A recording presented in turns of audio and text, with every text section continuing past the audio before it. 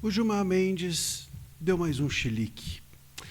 Eu sou André Marcília, advogado, professor de Direito Constitucional. Vou conversar um pouco com vocês sobre isso. Olha só, o Gilmar Mendes, né, no dia 7 agora, fez um tweet, né, dizendo o seguinte, ó, rapidamente, que para a gente não perder tempo com o Gilmar.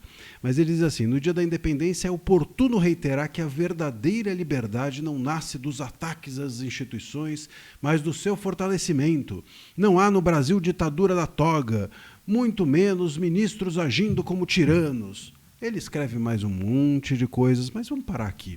Não existe ditadura da toga, não existem ministros tiranos. Vocês lembram daquela brincadeira da mão amarela? Alguém chegava e falava assim, ó, quem soltou gases, pum, tá com a mão amarela. Aí quem olhava para a mão, epa, era você, né? Porque a pessoa sabia no inconsciente dela que ela tinha feito aquilo. Então, quando você condicionava o culpado a olhar para a mão, ele automaticamente se denunciava. Lembram-se dessa brincadeira? Aqui o Gilmar está com a mão amarela, porque ninguém perguntou nada para ele, ninguém falou nada, ninguém lhe consultou sobre nada, mas ele saiu e falou assim, estou com a mão amarela, não existe ditadura da toga, não existem ministros tiranos. É a denúncia da mão amarela. Mostrou que a mão dele está amarela. Olha, primeiro, é lamentável, né? Claro que um ministro se comporte assim, mas o fato é que a gente precisa analisar o contexto disso. E o contexto é que ninguém corre para explicar alguma coisa, a não ser quando aquela coisa merece explicação. E se merece explicação é porque bem não estamos. Ou seja, quando o ministro corre para negar a existência de uma ditadura da toga, quando o ministro corre para dizer que não há ministros tiranos, ele mais revela que existem ministros tiranos e ditadura da toga do que qualquer coisa. Eu até no Twitter escrevi isso. Ninguém corre para explicar que o céu é azul. O céu é azul e ponto. Se você explica que o céu azul, é porque o céu está mudando ou já mudou de cor. E mudou, viu? O nosso céu está bem escuro, se é que não está bem vermelho. Acho que é mais essa cor que o nosso céu, o céu aqui do Brasil, se encontra. E o ponto que me preocupa nessa história toda é que o Gilmar, diferente dos outros ministros, é um cara político. É o ministro mais... Primeiro que ele é o decano, ou seja, ele é o mais velho, é o ministro com mais antiguidade. Então deveria ser o mais experiente. Não necessariamente os mais velhos são mais experientes. Tem mais velhos que são mais idiotas também. Não estou falando, obviamente, aqui dele. Estou dizendo que tem gente mais velha que se torna, com o tempo, mais idiota. E como tem, né? A quantidade de velho completamente fora da razão que existe por aí, né? Mas, enfim, a gente espera que a velhice ou que a antiguidade traga experiência e não tolice. Então, o ministro Gilmar é alguém que, enfim, espera-se dele a experiência. E ele é alguém também com bastante capacidade de negociar. E ele próprio diz isso. Ele outro dia disse que o gabinete dele era um pátio dos milagres. Imagina só. Sabe-se lá o que ele quis dizer com isso, não é? Não vamos entrar nessa, não vamos nos desviar do foco principal.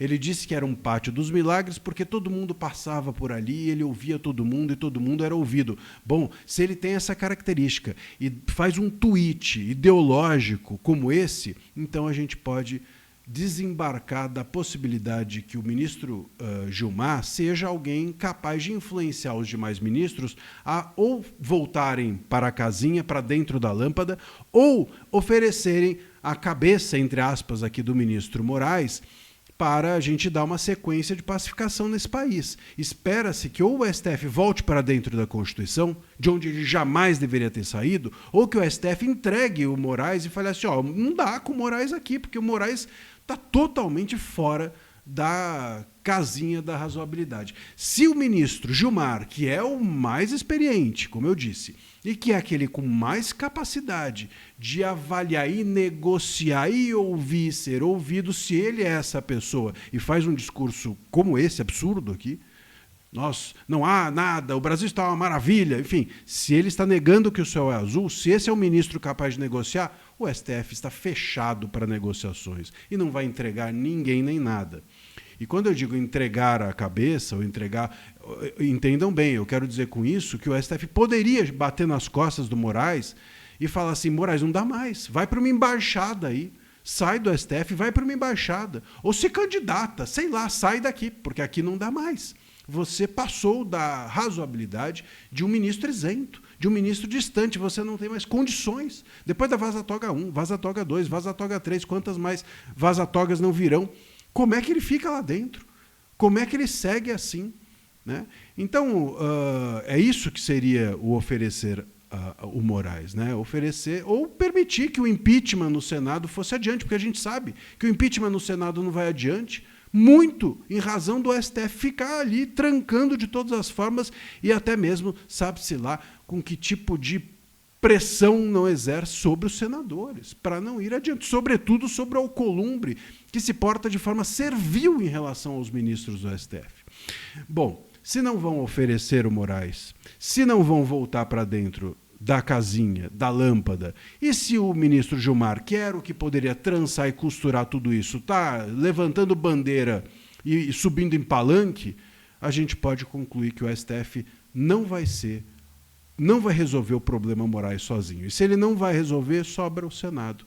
E aí tem que ser o Senado contra o Alcolumbre, porque o Alcolumbre é um parlamentar do STF, que está ali a serviço do STF. Então, cabe ao Senado pressionar e seguir adiante com o impeachment. Se o Senado não fizer isso e aguardar as eleições, pode ser que as eleições não permitam que a direita suba ao poder no Senado, justamente para não fazer nada depois das eleições. E aí a gente talvez tenha eleições que não elejam a direita que tem que ser eleita, não elejam uma direita capaz de seguir adiante, e talvez até lá o estrago já esteja feito. Ou o Senado entende isso, e nós entendemos isso e cobramos o Senado, ou me parece que pode ser tarde demais. Se você gostou dessa análise, curta, compartilha, ativa o sininho e se inscreve no canal. Um abraço.